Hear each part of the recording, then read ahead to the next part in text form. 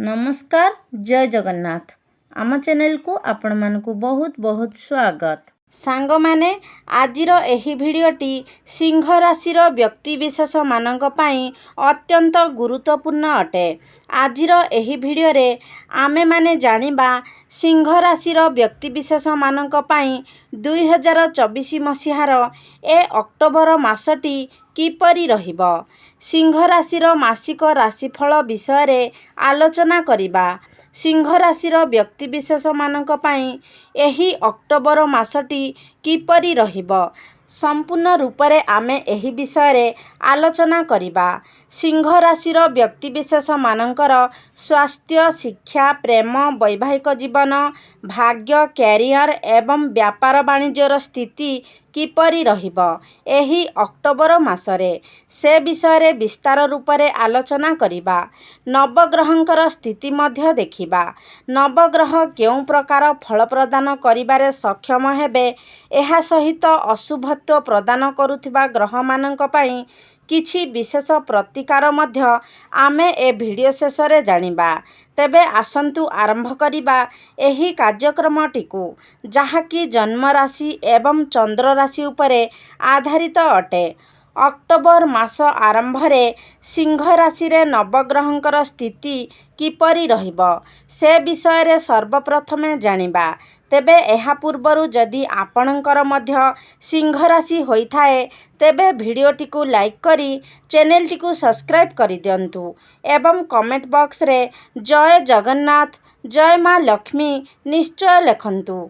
तो सांग माने राशि चक्रर 12टी राशि मध्यरु पंचम राशि हेउछि सिंह राशि एवं आपणक राशिर अधिपति हेउछंती सूर्य एवं सूर्य आपणकर द्वितीय भावरे विराजमान अछंती एवं केतु एवं बुध मध्य आपणकर द्वितीय भावरे विराजमान अछंती। आपणकर तृतीय भावरे विराजमान अछंती शुक्र, सप्तम भावरे विराजमान अछंती शनि, अष्टम भावरे विराजमान अछंती राहु, दशम भावरे विराजमान अछंती देवगुरु बृहस्पति एवं आपणकर एकादशी भावरे विराजमान अछंती मंगल। तो सर्वप्रथमे आसंतु जानिनेबा आपणकर स्वास्थ्य किपरि रहिबो एही अक्टोबर 2024 रे। सांग माने कुंडलीर प्रथम भावटी होइथाए आपणकर स्वास्थ्यर भाव, आपणकर इम्यूनिटी सिस्टमर भाव एवं आपणकर प्रथम भावर अधिपति हेउछंती सूर्य, जे कि आपणकर द्वितीय भावरे विराजमान अछंती। तो सूर्यंकर स्थिति बहुत भल रहिछि, कारण सूर्य आपणकर द्वितीय भावरे विराजमान अछंती।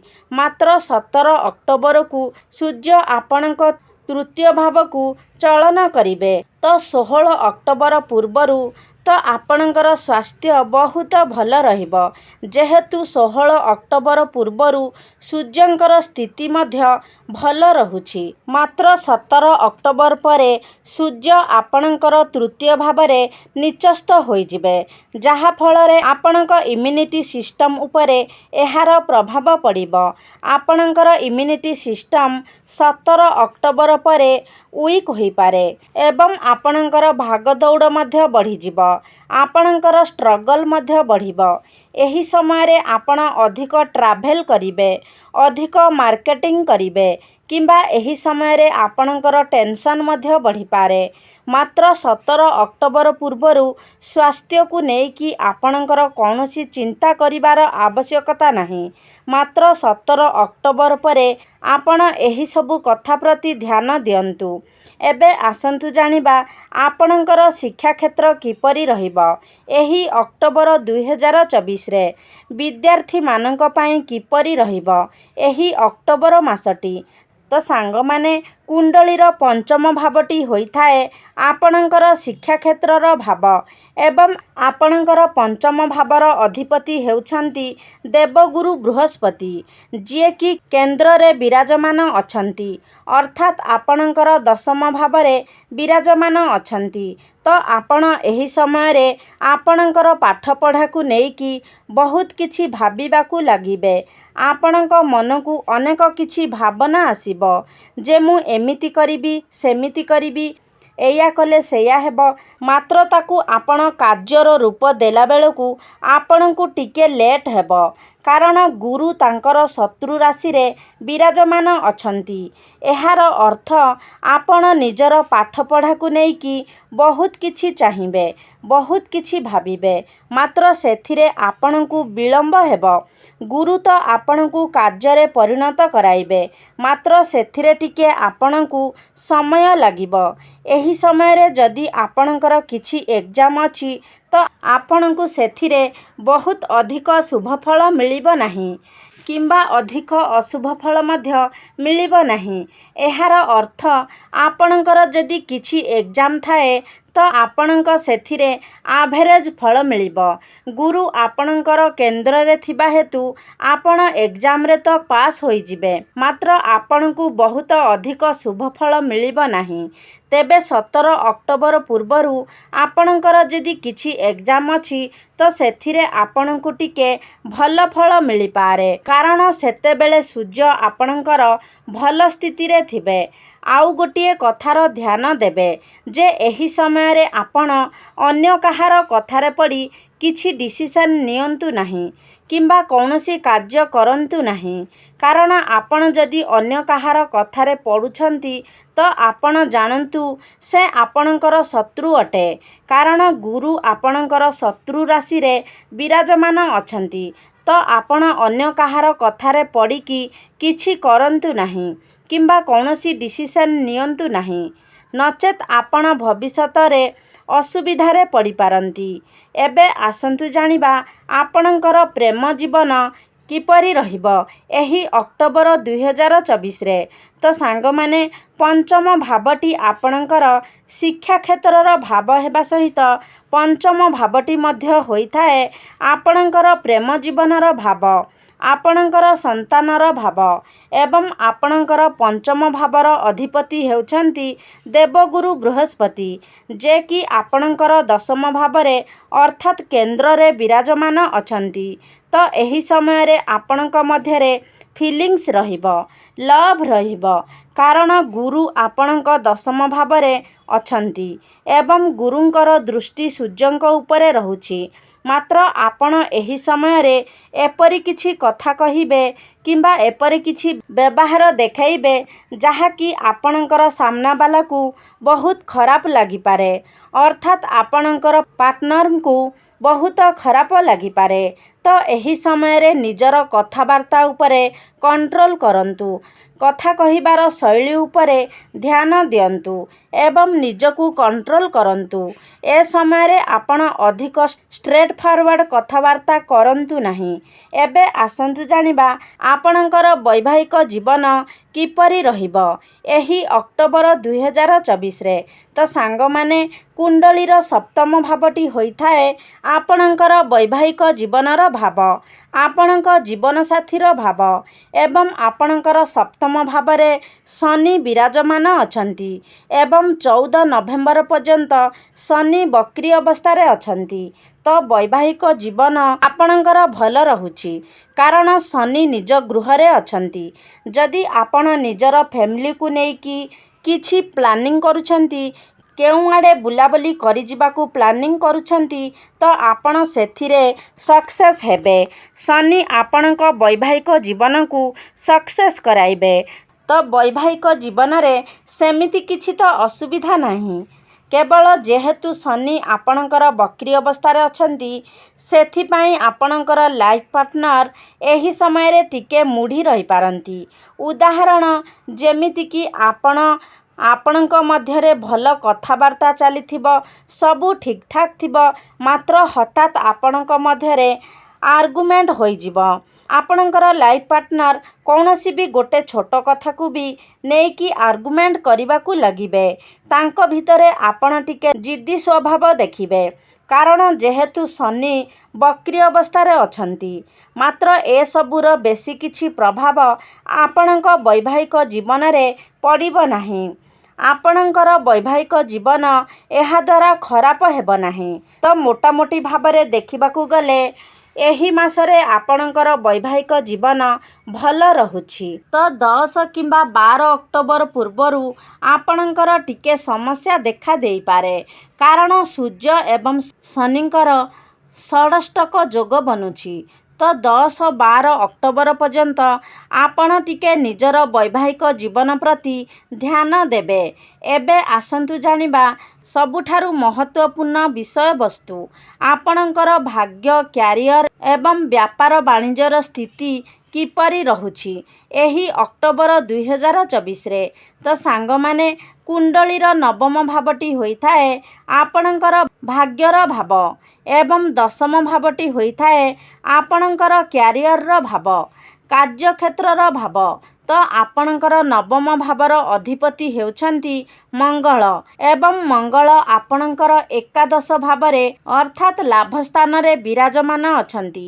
20 ଅକ୍ଟୋବରକୁ ମଙ୍ଗଳ ଆପଣଙ୍କର ଦ୍ୱାଦଶ ଭାବକୁ ଚଳନ କରିବେ।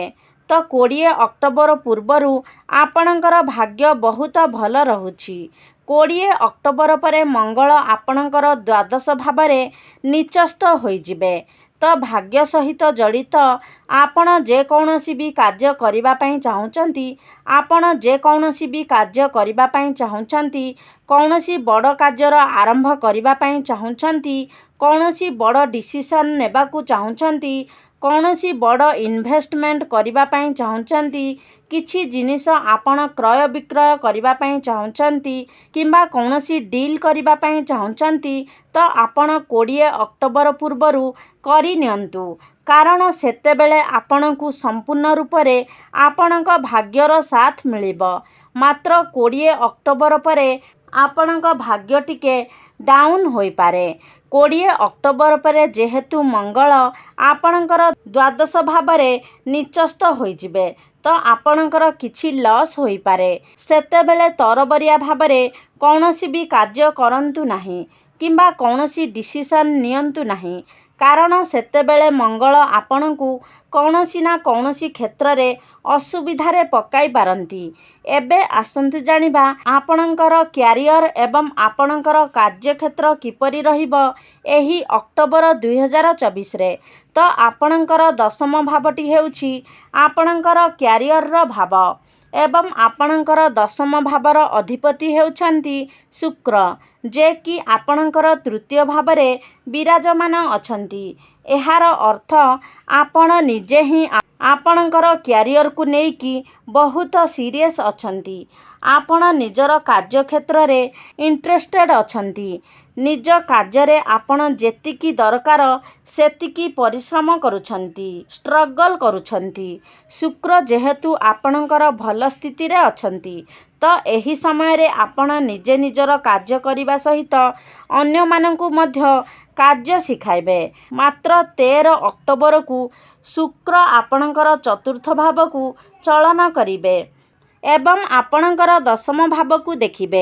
ତ ସେତେବେଳେ ଆପଣ ନିଜର କାର୍ଯ୍ୟରେ କିଛି ପରିବର୍ତ୍ତନ କରିବା ପାଇଁ ଭାବିବେ, ମାତ୍ର ଆପଣଙ୍କର କୌଣସି ପରିବର୍ତ୍ତନ ହେବ ନାହିଁ। ଆପଣ କେବଳ ଏହା ବିଷୟରେ ଭାବିବେ, ନିଜର ଫ୍ୟୁଚର ବିଷୟରେ ମଧ୍ୟ ଆପଣ ପ୍ଲାନିଂ କରିବେ। ଏହି ସମୟରେ ଆପଣଙ୍କୁ କିଛି ସପୋର୍ଟିଂ ବ୍ୟକ୍ତି ମଧ୍ୟ ମିଳିପାରନ୍ତି, ଯେ କି ଆପଣଙ୍କ ଫ୍ୟୁଚର ପାଇଁ ଆପଣଙ୍କୁ ସପୋର୍ଟ କରିବେ।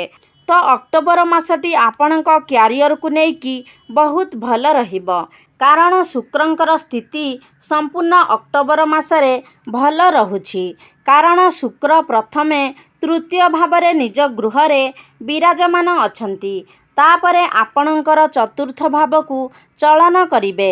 ତ ସମ୍ପୂର୍ଣ୍ଣ ମାସଟିରେ ଶୁକ୍ରଙ୍କର ସ୍ଥିତି ଭଲ ରହୁଛି, ଯାହାଫଳରେ ଏ ମାସରେ ଆପଣଙ୍କର କ୍ୟାରିୟର ମଧ୍ୟ ବହୁତ ଭଲ ରହିବ।